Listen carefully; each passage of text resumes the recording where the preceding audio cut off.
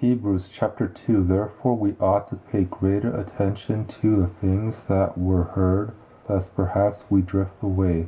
For if the word spoken through angels proves steadfast, and every transgression and disobedience receive a just penalty, how will we escape if we neglect so great a salvation, which at the first, having been spoken through the Lord, was confirmed to us by those who heard, God also testifying with them, both by signs and wonders, by various works of power, and by gifts of the Holy Spirit according to his own will.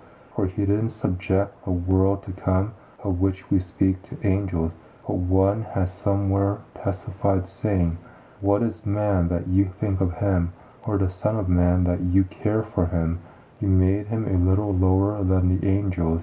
You crowned him with glory and honor. You have put all things in subjection under his feet. For in that he subjected all things to him, he left nothing that is not subject to him. But now we don't see all things subjected to him yet, but we see him who has been made a little lower than the angels, Jesus, because of the suffering of death, crowned with glory and honor, that by the grace of God he should taste of death for everyone. For it became him, for whom are all things, and through whom are all things, in bringing many children to glory, to make the author of their salvation perfect through sufferings. For both he who sanctifies and those who are sanctified are all from one, for which cause he is not ashamed to call them brothers, saying, I will declare your name to my brothers. Among the congregation I will sing your praise. Again, I will put my trust in him.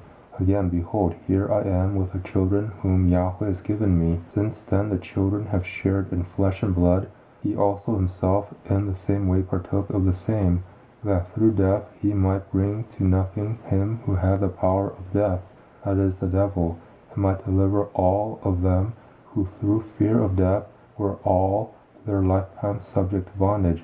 For most certainly he doesn't give help to angels, but he gives help to the offspring of Abraham. Therefore he was obligated in all things to be made like his brothers, that he might become a merciful and faithful high priest in all things pertaining to God, to make atonement for the sins of the people. For in that he himself has suffered being tempted, he is able to help those who are tempted.